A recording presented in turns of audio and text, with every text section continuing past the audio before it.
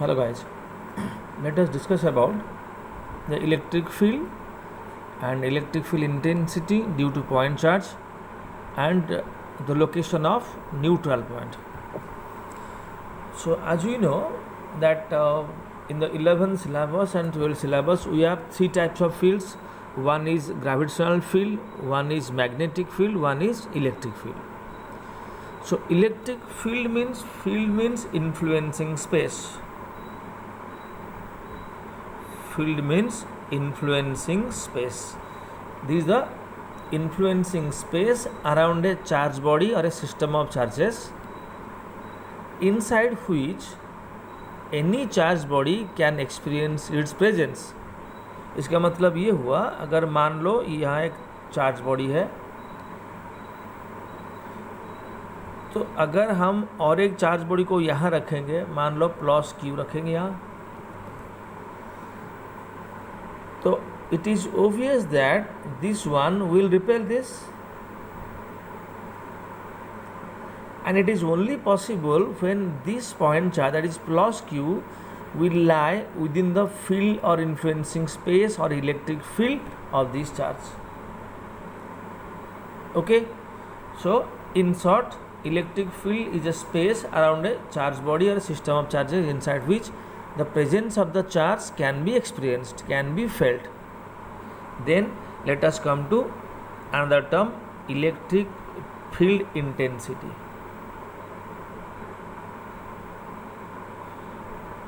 That is E, it's a vector. Now, what is this? So about this, it's a microscopic quantity. Is a microscopic quantity. What is microscopic quantity? It is the strength of the field at a particular point. Suppose there is a point charge here plus q. Suppose this is the field of this charge particle. Now if you need the strength of the field at this point, if you need the strength of this at this point, and the field at this point will be different. So field at A will be more than that of B, and field at C will be 0 since the point C is outside the field. So whenever you need the strength of the field at a particular point, then we have to find the electric field intensity. And what is the process? बस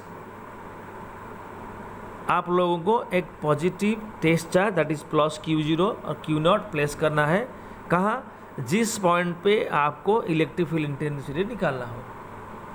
तो obviously ये field के अंदर है तो उस पर force भी आएगा. तो मान लो ये फोर्स का, तो फील्ड होगा जितना फोर्स टेस्ट चार्ज एक्सपीरियंस करेगा फोर्स बाय टेस्ट चार्ज का मैग्नीट्यूड. तो ये आपका हो गया electric field intensity, and it is quite analogous to gravitational field intensity. It is G. We know G equal to force by mass.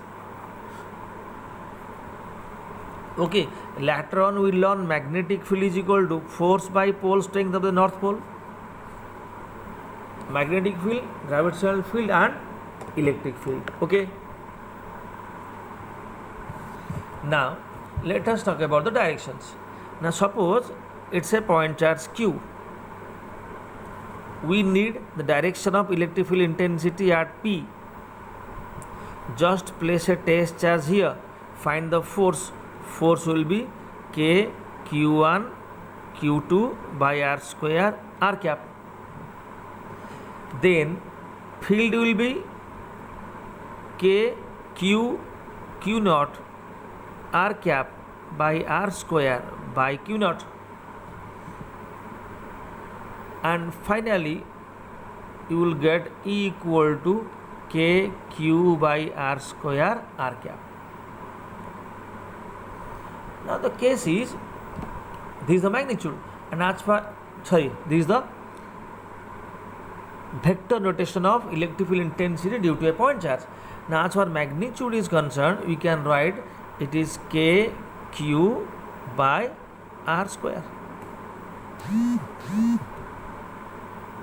Okay, now let us talk about the direction. As far direction is concerned, Suppose it's a positive charge plus Q. You need electric field intensity direction at this point. Now simple process, just place the test charge. Imagine the test charge, it is which is plus Q naught. Then think about the direction of force on the plus Q naught. It will be radially away.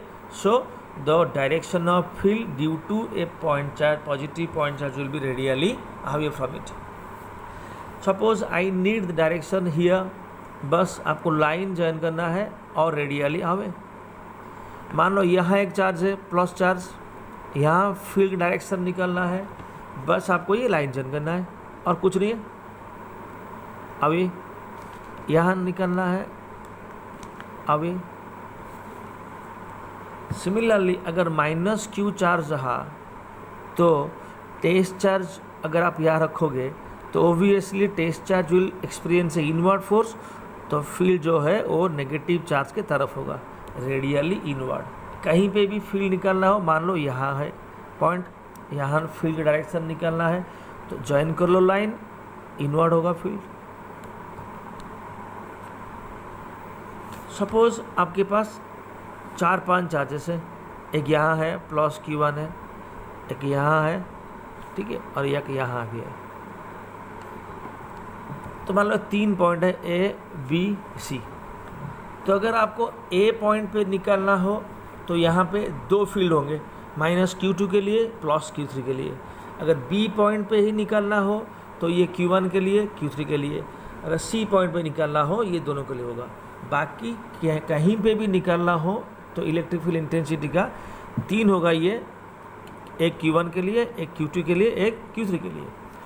अभी use करेंगे हम principle of superposition. तो superposition of field अगर use करेंगे तो ये क्या कहता है, कहीं पे भी फील्ड निकालना हो, अगर बहुत सारे चार्ज होंगे तो इंडिविजुअली हर एक के लिए हमको इलेक्ट्रिक फील्ड इंटेंसिटी निकालना होगा, फिर वेक्टरली सबको ऐड करना होगा. E1 plus E2 plus E3 जैसे हम पढ़े थे वेक्टर एडिशन में ऐड करना होगा. ठीक है, तब यहाँ देखते हैं.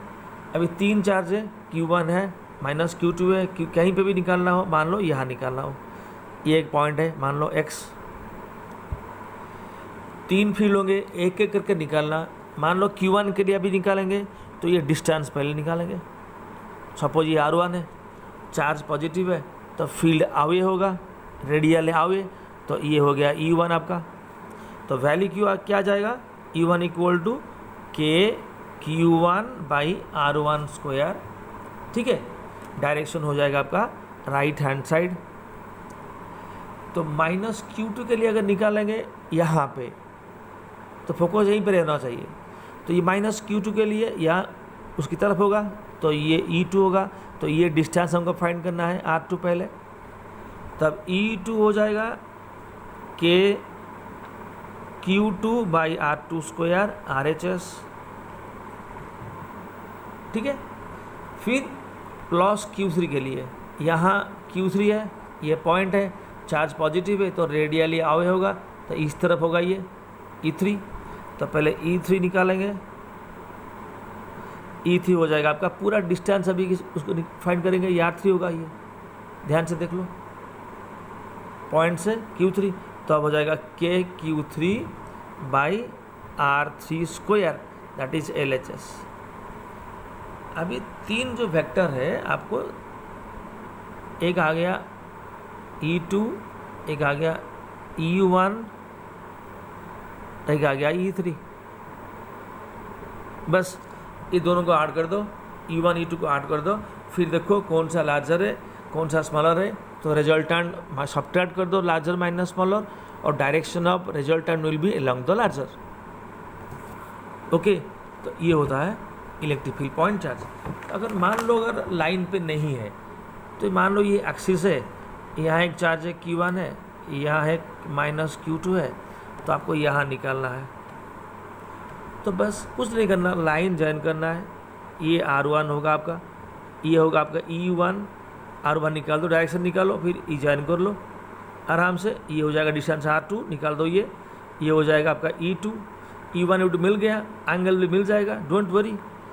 एंगल मिलने के बाद आपको बस वेक्टर एडिशन याद तो होगा, बस E1 square E2 square 2 E1 E2 cos theta root over, बस यही करना है।